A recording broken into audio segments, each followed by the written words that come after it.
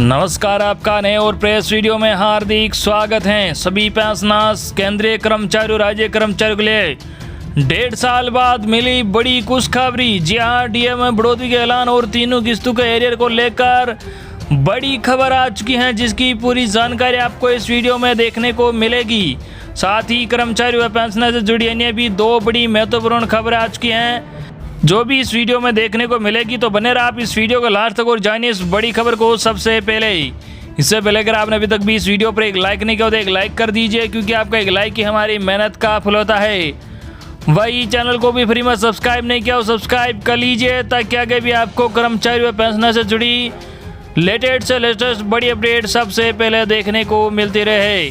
तो चलिए बढ़ते हैं बड़ी खबरों में आगे। आज की पहली बड़ी खबर आपको बता दें कि मोदी सरकार कर्मचारियों की छुट्टियां बढ़ाकर करेगी 300, बदलेंगे नौकरी के नियम भी।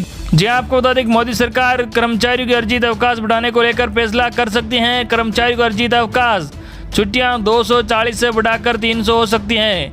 दरअसल बीते दिनों लेबर कोड के नियमों में बदलाव को लेकर श्रम मंत्रालय, लेबर यूनियन और उद्योग जगत के प्रतिनिधियों के बीच काम के घंटे, सालाना छुट्टियों, pension, PF, take home salary, retirement आदि को लेकर चर्चा हुई थी, जिसमें कर्मचारी को नेट लीव 240 से बढ़ाकर 300 किए जाने की मांग की गई थी। लेबर कोड के नियम 1 अप्रैल से लागू होने थे, लेकिन राज्य सरकारों को तैयार नहीं होने के कारण नियम लागू नहीं किए गए, लेकिन केंद्र सरकार इन्हें जल्द लागू करना चाहती है। लेबर यूनियनों की तरफ से उठाई गई पीएफ और अर्जित अवकाश की सीमा बढ़ाने की मांग पर भी फैसला किया जाना था। यूनियन से जुड़े लोग चाहते हैं अन्नर लीव की सीमा 240 से बढ़ाकर 300 दिन कर दी जाए। अभी कर्मचारियों को 240 अर्जित छुट्टियां मिलती है। सरकार से भवन और अन्य निर्माण श्रमिकों, बीड़ी श्रमिकों, पत्रकारों और श्रमिकों के साथ सिनेमा क्षेत्र से जुड़े श्रमिकों के लिए अलग नियम बनाए जाने की भी डिमांड की थी। संसद से श्रम सुधारों से जुड़े नए कानून सितंबर 2020 में पास हुए थे। अब केंद्र सरकार की कोशिश है कि इन्हें जल्द से जल्द लागू किया जाए। लेबर कोड के नियमों में बेसिक सैलरी कुल वेतन का 50% या अधिक होना चाहिए। इससे ज़्यादातर कर्मचारी के वेतन का स्ट्रक्चर बदल जाएगा। बेसिक सैलरी बढ़ेगी और तो पीएफ और ग्रेजुटी में कटने वाला पैसा बढ़ जाएगा। इससे हाथ में आने वाली सैलरी कम हो जाएगी, हालांकि पीएफ बढ़ सकता है। वही अगली बड़ी खबर आपको बता दें कि सरकारी कर्मचारियों के एलटीसी क्लेम सेटलमेंट नियमों में ढील मिली। जाने कैसे होगा आपको फायदा। जी आपको बता दें कि केंद्र सरकार ने अब तक उन सरकारी कर्मचारियों को लीव ट्रेवल कंसेशन एलटीसी को लेकर एक और मौका दिया है, जिन्होंने 31 मई 2021 तक एलटीसी क्लेम नहीं किया था। वित्त मंत्रालय के विभाग ने एलटीसी कैश वाउचर स्कीम को लेकर स्पष्टीकरण जारी कर दिया है। मंत्रालय की ओर से जारी नोटिफिकेशन में जानकारी दी गई थी कि सभी मंत्रालय और सरकारी विभाग में काम करने वाले कर्मचारियों को एक तय तारीख के बाद भी मौका दिया जाएगा। वित्त मंत्रालय ने कहा, कोविड-19 की वजह से उत्पन्न हुई परिस्थितियों की वजह से विभाग को बिल सेटलमेंट या क्लेम को 31 मई 2021 के आगे बढ़ाने की मांग की गई थी। अब यह फैसला लिया गया है कि मंत्रालय इन क्लेम्स या खरीद को तय तारीख यानी 31 मई 2021 के बाद भी स्वीकार किया जा सकता है। 31 मई तक बढ़ाई गई थी एलटीसी क्लेम की अंतिम तारीख। जी आपको बता दें कि सामान्य परिस्थिति में हर वित्तीय वर्ष के 31 मार्च 2021 तक एलटीसी क्लेम का सेटलमेंट कर दिया जाता है। हालांकि कोविड-19 महामारी की वजह से केंद्र सरकार ने एलटीसी क्लेम करने की अंतिम तारीख को 31 मई 2021 तक बढ़ा दी थी। इसके लिए सरकार की ओर से 7 मई 2021 को वित्त मंत्रालय की ओर से एक ऑफिस मेमोरेंडम भी जारी किया गया था। मई तक कई कर्मचारी क्लेम नहीं कर सके। जी आपको बता दें, मई महीने में कोविड-19 महामारी की दूसरी लहर चरम पर थी, इसलिए कई केंद्रीय कर्मचारी अपना एलटीसी क्लेम नहीं कर पाए थे। यही कारण है कि उनके प्रतिनिधियों ने सरकार से अंतिम तारीख बढ़ाने की मांग की थी।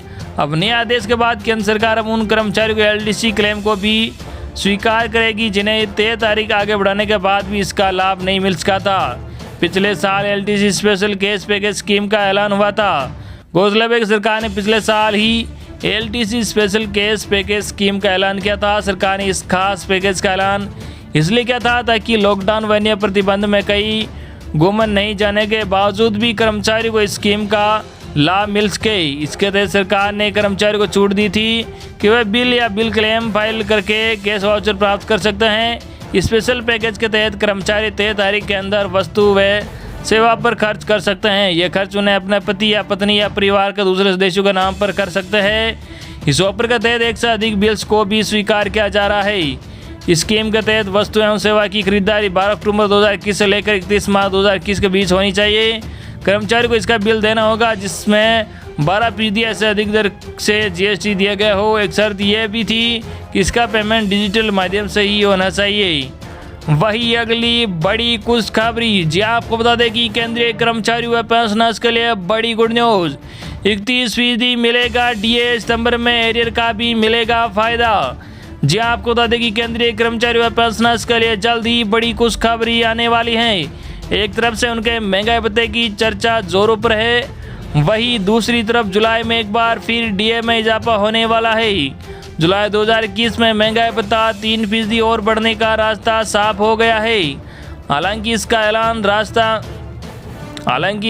सरकार की तरफ से ही किया जाएगा। जनवरी 2021 से मई 2021 के बीच AICPI all India consumer price index के आंकड़े आ चुके हैं।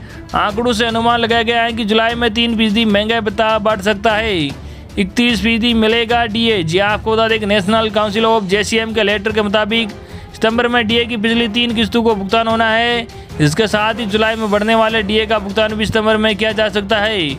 मतलब सितंबर से बढ़ने वाले महंगाई भत्ते में 3% DA और बढ़ जाएगा। अभी केंद्रीय कर्मचारी उस तरह DA मिल रहा है। सितंबर में पिछली 3 किस्त यानी जनवरी 2020, जून 2020 और जनवरी 2021 की 3 किस्त का भुगतान होना है। इसे मिलाकर कुल 28% DA होगा। लेकिन अगर इसमें जुलाई 2021 में बढ़ने वाली 3% DA को और जोड़ लिया जाता है तो DA 31% हो सकता है। एरियर का भी मिलेगा फायदा। जी आपको बता दें कि सितंबर 2021 में महंगाई भत्ते के भुगतान को लेकर काफ़ी चर्चा है। नेशनल काउंसिल ऑफ JCM के सचिव श्री गोपाल मिश्रा जी के मुताबिक महंगाई भत्ते की पिछली 3 किस्तों के साथ 2 महीने का एरियर भी मिलेगा। इसमें जुलाई और अगस्त शामिल होगा। इससे साफ है कि महंगाई भत्ता जुलाई से ही बहाल कर दिया जाएगा। यही वजह है कि DA एरियर भी दिया जा रहा है। दूसरे अलाउंस भी बढ़ेंगे। जी आपको बता दें कि केंद्रीय कर्मचारी सितंबर में सिर्फ महंगाई भत्ता ही नहीं बढ़ेगा बल्कि दूसरे अलाउंस भी इजाफा होना तय है। इसमें ट्रैवल अलाउंस और सिटी अलाउंस शामिल है। वही रिटायरमेंट के लिए प्रोविडेंट फंड और ग्रेच्युटी में भी बड़ा इजाफा होने की उम्मीद है। ऐसा इसलिए है क्योंकि महंगाई भत्ता बढ़ने का असर इन सभी अलाउंसेस पर पड़ता है।